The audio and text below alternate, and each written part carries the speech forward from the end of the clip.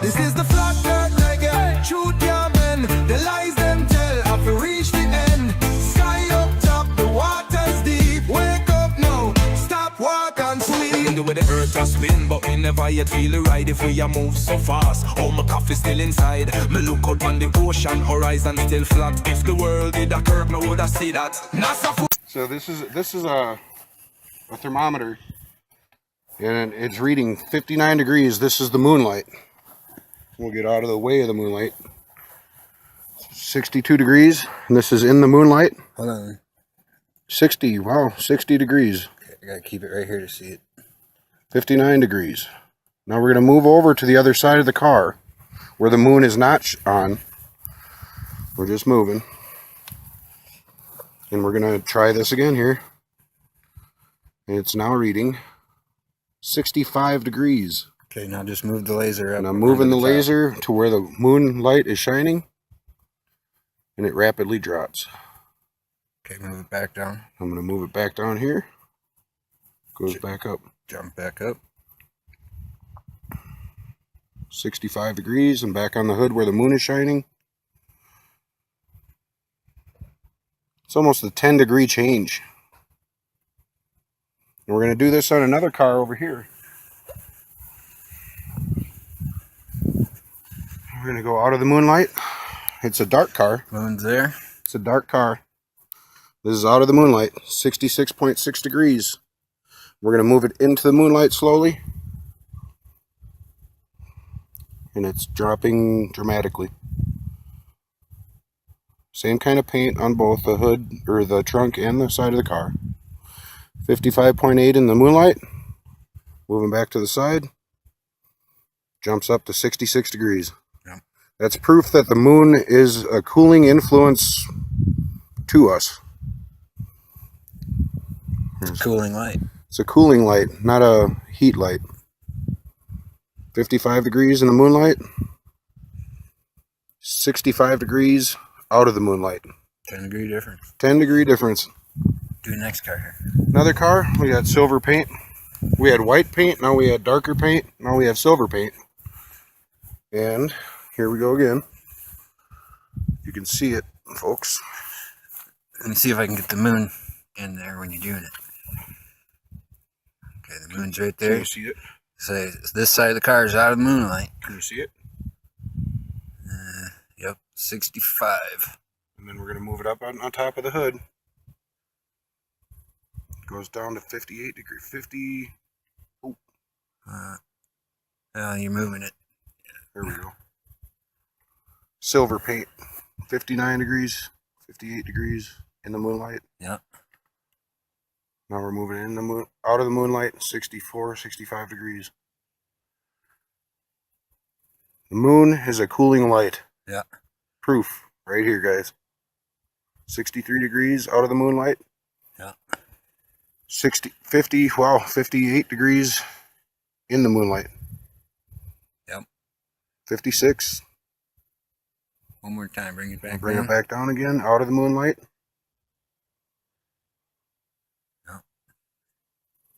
That's proof. Proof that the moon is a cooling light. Thanks for tuning in tonight. Have a good one.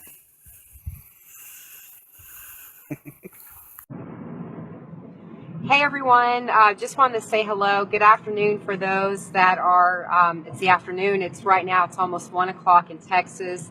I just want to say happy Saturday, and just to kind of share some of the stuff that I've learned in speaking with our friends and family and in relation to what we all have discovered, especially in this group. And one of the things that I've learned, especially in communicating with people, a lot of my family and loved ones, when I've shared what I've discovered with, the earth not being the way we all were taught, is people, and this is what I've learned from a lot of my mentors, people don't care how much we know until they know how much we care.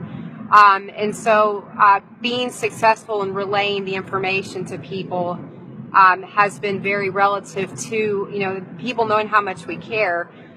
So a lot of ways, I guess, of piquing someone's interest in my discovery, because I was never told, no one came to me and said, hey, Lynn, do you know that the moon landings were faked, or did you know that the Earth is not a globe?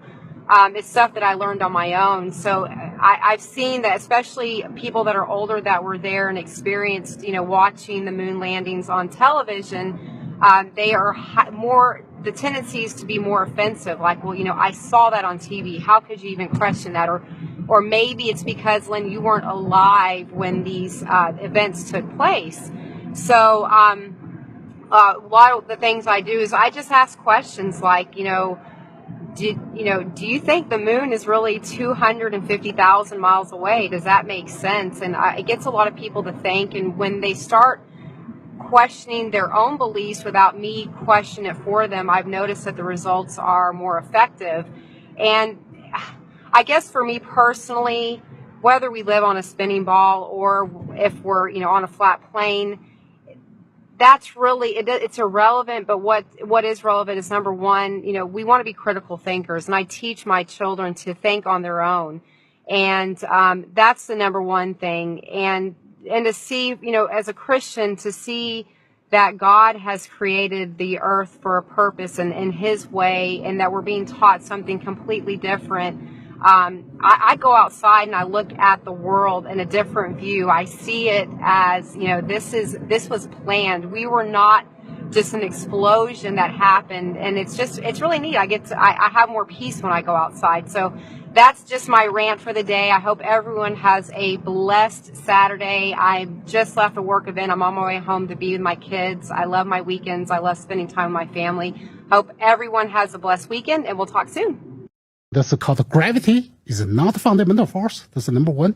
Gravity is an emergent property of a particle system of magnetic force.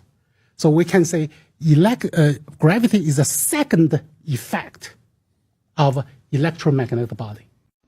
What if everything you've ever been taught your whole life is a lie? Well, it is. Now I'm going to prove it to you. 99% of the population on July 8th every year is in sunlight. And that can't happen on a globe. So I challenge any glober to demonstrate this for me in reality on an actual globe. Not on some cartoon or your little computer program or CGI. With a real light on a real globe. Yeah, you can't do it. But you want to know what you can do it on? A Gleason map. So I'm going to show you with the real light on a Gleason map how this works and how it proves a small local sun.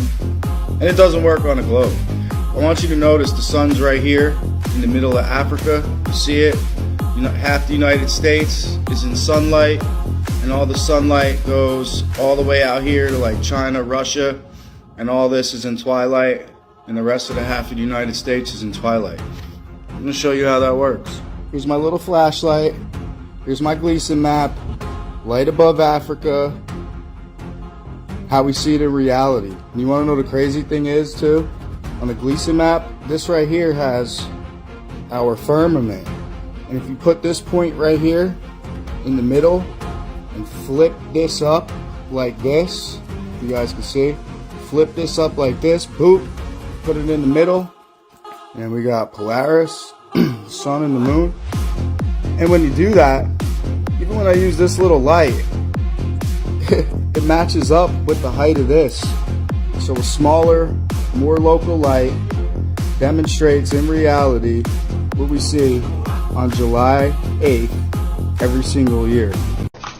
Ibo, what is this? This is the Earth. But why is it round? Well, because the Earth is round. My king Rashmi, she think the Earth is... Oh, Rashmi, sorry, but... You say if Bones, he stand here in Kuvuki land and he walk, he's going to fall off the earth and see Kupori. I'd go to the moon in a nanosecond. The problem is we don't have the technology to do that anymore. We used to, but we destroyed that technology, and it's a painful process to build it back again. But going to Mars should be one of the next series of steps that humans do. The first step should be going back to the moon for a number of technical reasons and exploration reasons, and then after that, Mars, maybe. So you mean to tell me that you spent all that money building the technology, doing the research to go to the moon, but then you lost it? You lost it like people lose a TV remote, and now you don't have the technology to do it again. Does the Chicago skyline prove the Earth is flat? Very possible. Y'all watch this. So I took out my little measuring tool, right? Across from here all the way to the Chicago skyline is 55 miles. Just in case you couldn't see it, 55.76. Now we're going to look at the Earth curve calculator on Google. So according to the Earth curve calculator, like every mile, there's a drop because of the curve, right? So anybody can go to Google and type in Earth curve calculator. Check it out. It actually calculates the curve. At 55 miles, 4 feet off the ground, which is what my tripod is, 1,800 feet, so pretty much 2,000 feet of curve, right?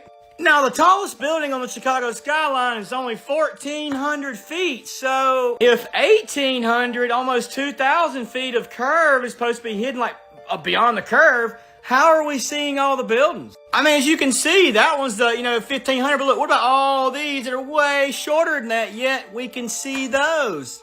So I'm sure most of y'all probably didn't even watch this whole video because you're too content on just arguing. This is your calculator for the globe. You can literally Google this. This is what it says, man. So 50 miles, you can see, dude, 1,600 like this. I don't know what else I can do or say, but I'm just showing you the Earth curve calculator and questioning as to why we can see all the buildings. Are you going to Scarborough Fair? Parsley, sage, rosemary and thyme. Remember me to one who lives there. She once was a true love of mine.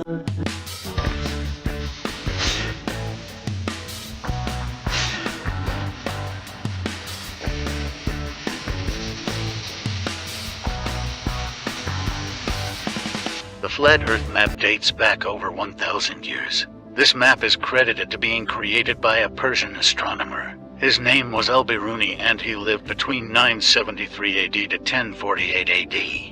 It's the official map of the United Nations and also the United States Geological Survey. It used to be present in many places before the creation of NASA and the Antarctic Treaty in 1959. Here you see it with Admiral Byrd.